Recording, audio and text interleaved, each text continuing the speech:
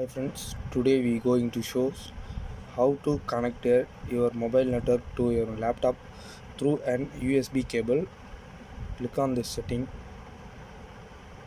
goes to wireless network, click on this portable hotspot, then USB connection. Okay,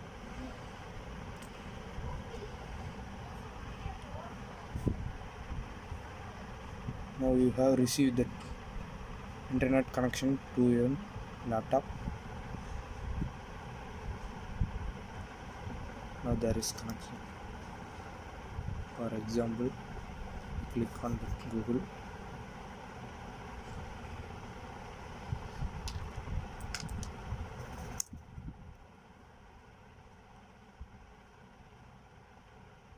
The internet will be connected to your laptop by using a USB cable. Thank you for watching. Keep supporting and share.